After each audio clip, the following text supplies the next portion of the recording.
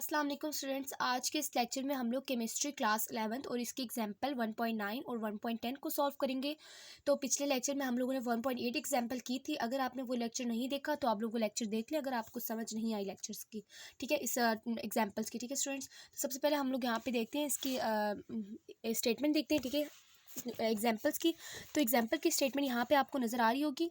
Question में कहा हुआ है कि इन एन इंडस्ट्री, किसी इंडस्ट्री में, किसी सनत में copper metal was prepared by the following reaction. Copper metal prepare किया जाता है इस फॉलोइंग रिएक्शन से, ठीक है। रिएक्शन तो आपको गिवन है, बड़ी बात है। इसके बाद हम लोग नेक्स्ट आगे स्टेटमेंट पढ़ते हैं। नेक्स्ट आगे क्या हुआ है कि 1.24 ग्राम CuSO4 मैस ऑफ CuSO4 दिया हुआ है, कॉपर सल्फेट का दिया हुआ है। When react with access of zinc metal, जब एक्सेस ऑफ जिंक मेटल से, एक्सेस से क्या मतलब हो रहा है कि मतलब ये कि लिमिटिंग नहीं है तो नॉन लिमिटिंग है। तो एक्सेस ऑफ जिंक मेटल से जब रिएक्ट करते हैं तो कितना कॉपर मेटल बनाते हैं, 0.392 ग्राम। तो ये हमारे पास किसका मैस दिया हुआ है, मैस ऑफ कॉपर दिया हुआ है, कॉपर मेटल दिया हुआ है।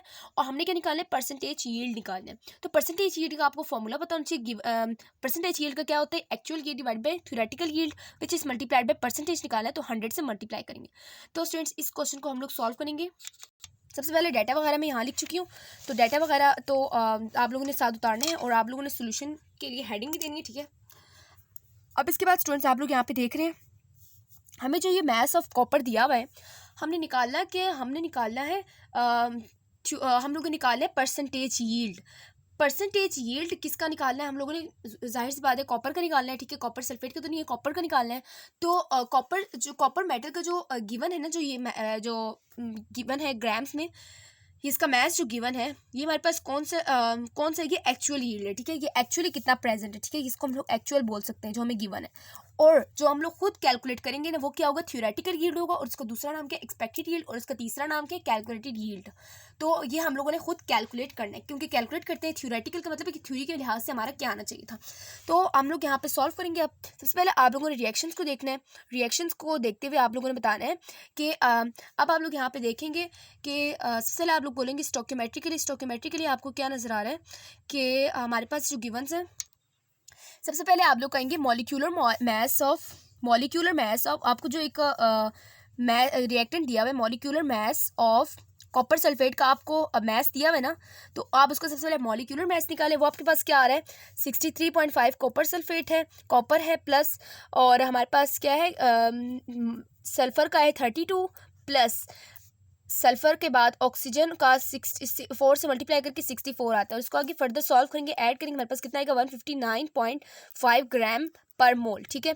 अब इसके बाद स्टूडेंट्स अगर आप लोग यहाँ पे देख रहे हो कि जब हमारे पास इतना ग्राम पर मोल हमारे पास है कॉपर सल्फेट, तो हमारे पास कितना वो बन रहा है, कितना हमारे पास कॉपर बन रहा है, 1 मोल बन रहा है। तो हम लोग यहाँ पे क्या लिखेंगे, 159.5 ग्राम पर mole copper sulphate produces 1 mole of copper. ये आपको सामने रिएक्शन में नजर आ रहा है।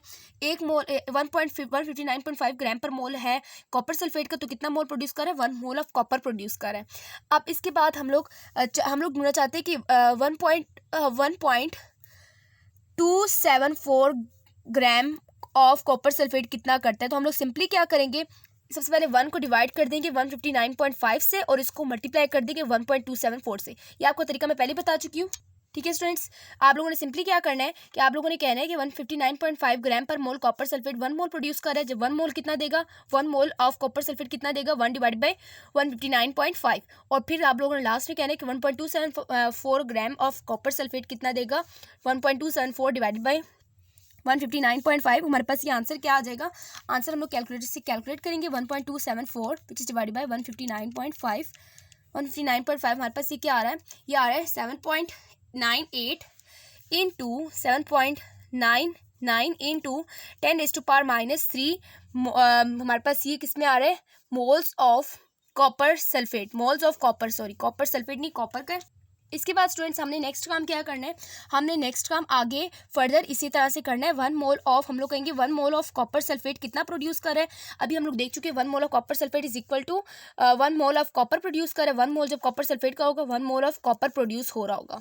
अब इसके बाद हम लोग कहेंगे 7.98 into 10⁻³ moles of copper sulphate कितना प्रोड्यूस कर रहा है, हम लोग अभी देख चुके हैं, कैलकुलेट कर चुके हैं। 7.98 मोल्स होगा तो हमारे पास 7.98 मोल्स ऑफ कॉपर ही बनेगा। कॉपर सल्फेट कितना प्रोड्यूस कर रहा है? 7.99 या फिर 98 into 10⁻³ moles of copper he produce कर रहा है। अभी हम लोग ऊपर कैलकुलेट कर चुके हैं, ठीक है। अब इसके बाद नेक्स्ट काम क्या है कि हम लोग आगे कहेंगे कि 1 मोल ऑफ कॉपर में कितना होता है मैस कितना है 1 मोल ऑफ कॉपर का? 63.5। 1 मोल ऑफ कॉपर कितना है ये आपको मैथ्स पता होना चाहिए, 63.5 ग्राम्स है। और अब आगे फर्दर क्या करेंगे, 63.5 को इससे मल्टीप्लाई कर देंगे, क्योंकि हम लोग देख रहे हैं कि 7.9398 इंटू 10⁻³ मोल्स ऑफ कॉपर है। तो एक मोल में कितना होगा, इसको मल्टीप्लाई कर देंगे 7.98 से, 98 इंटू 10⁻³ मल्टीप्लाई बाय 63.5 और यहाँ पास ये क्या आ जाएगा, यहाँ पास आ जाएगा 0.507 और ये किस में आएगा, ये हमारे पास आएगा ग्राम में आएगा, क्योंकि अभी हम लोग ग्राम में मल्टीप्लाई कर चुके हैं। अब स्टूडेंट्स मैं आपको दोबारा बता दूं कि हमने कैसे किया।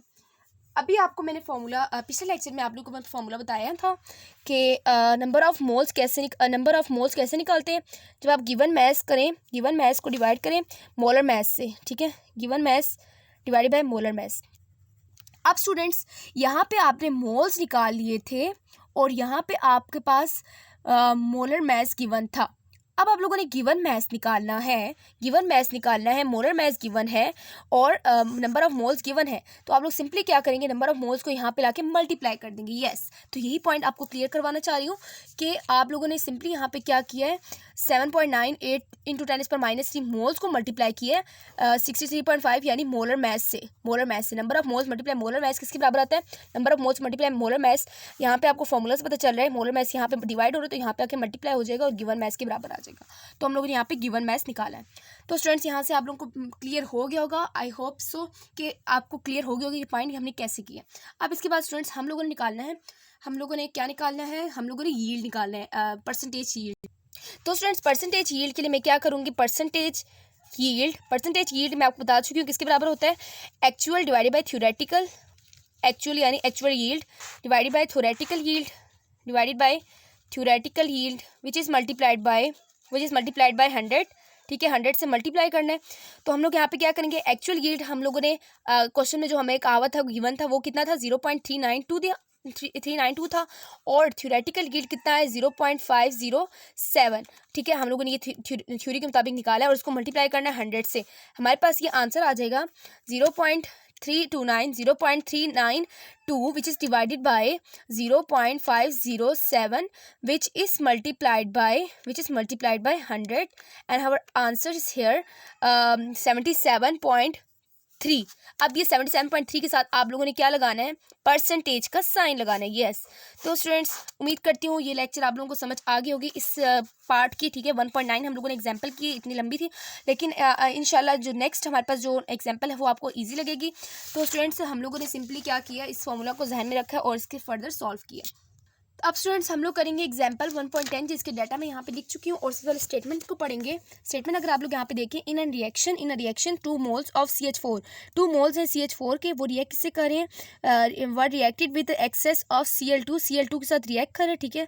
और as a result 177.0 gram of CCl4 carbon tetrachloride बन रहा है। और हम लोगों ने क्या निकालना है, थ्योरेटिकल यील्ड निकालना है, एक्चुअल यील्ड निकालना है, percentage yield of this reaction निकालना है। सबसे पहले स्टूडेंट्स हम लोग यहाँ पे रिएक्शन लिखेंगे, ठीक है। रिएक्शन के लिए आप लोगों ने क्या करना है, सिंपली यहाँ पे आप लोग कहेंगे कि कितना हमें कहा है कि 2 मोल हैं CH4 के और Cl2 के साथ रिएक्ट करें और CCl4 बना रहे हैं, ठीक है, CCl4 बना रहे हैं। और साथ में हमारे पास क्या बनेगा, अभी हम यहाँ पे देखते हैं कितने कार्बन है, यहाँ पे 2 है और यहाँ पे Cl कितने हैं, 2 है। तो Cl यहाँ पे कितने, 4 है। तो यहाँ पे क्या कर दूँगी मैं, यहाँ पे और हाइड्रोजन यहाँ पे कितने, 2, 4 और 2 कितना होता है, 8 हाइड्रोजन। इसका मतलब है कि 8 हाइड्रोजन बनेगा और यहाँ पे Cl भी बनेगा, ठीक है, HCl 7 बनेगा। अब यहाँ पे Cl कितने हो गए, 4, 5, 8 और 4 कितने होते हैं, 12, ठीक है, 12 हो गए यहाँ पे Cl और यहाँ पे 2 लगा दूंगी तो 4 2 ज़ा 8। तो हम लोगों ने ऐसे एक बना लिया रिएक्शन के लिए, ठीक है। मैकेनिज्म ये अब इतना ज़रूरी नहीं है क्योंकि हम लोगों ने अब सिर्फ यील्ड्स कैलकुलेट करनी है, ठीक है। अब स्टूडेंट सबसे पहले हम लोगों ने क्या कैलकुलेट करना है, थ्योरेटिकल यील्ड कैलकुलेट करना है। थ्योरेटिकल यील्ड का कितना आएगा हमारे पास, थ्योरेटिकल यील्ड किसका कैलकुलेट करना हम लोगों ने, थ्योरेटिकल यील्ड। हमारे पास क्वेश्चन में जो मोल्स गिवन है वो CCl4 का गिवन है, ठीक है। तो हम लोग यहाँ पे क्या लिखेंगे, थ्योरेटिकल यील्ड हमारे पास कितना है, theoretical yield is equal to 2 moles of CCl4, दो मोल्स है थ्योरेटिकल यील्ड के मुताबिक। और मैथ्स हमारे पास कितना है, मैथ्स इज इक्वल टू, अब आप लोगों ने बात याद रखनी कि थ्योरेटिकल यील्ड और एक्चुअल यील्ड वाले उसमें फॉर्मूला में जो आप लोग वैल्यूज पुट करते हैं वो हमारे पास मैथ्स में होता है, ठीक है, मैथ्स में होता है, इसीलिए हम लोग इसको भी मैथ्स में कन्वर्ट करेंगे। और हम लोग क्या कहेंगे, मैथ्स हमारे पास किसके बराबर होगा, मैथ्स ऑफ CCl4 किसके बराबर है।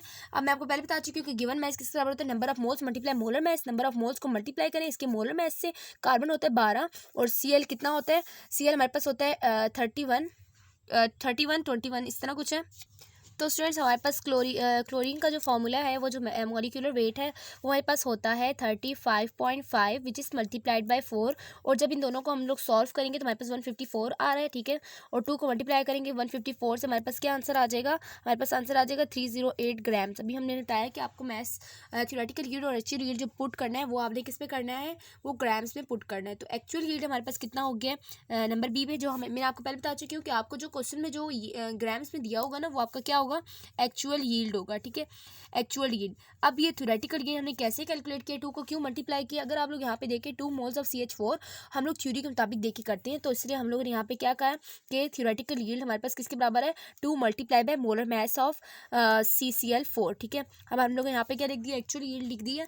अब इसके बाद हम लोगों ने परसेंटेज यील्ड कैलकुलेट करना है, तो परसेंटेज यील्ड के लिए आप लोग सिंपली क्या करेंगे, एक्चुअल डिवाइड बाय थ्योरेटिकल, यानी एक्चुअल कितना है 177, थ्योरेटिकल कितने 308 विच इज मल्टीप्लाइड बाय 100। और हमारे पास ये आंसर क्या आ जाएगा 177 which is divided by 308 which is multiplied by 100, ठीक है। हमारे पास ये 100 आ जाएगा, तो हमारे पास ये आंसर क्या हो गया 57.46%, 57.46% हमारे पास ये क्या आ गया, थ्योरेटिकल यील्ड आ गया, परसेंटेज यील्ड आ गया।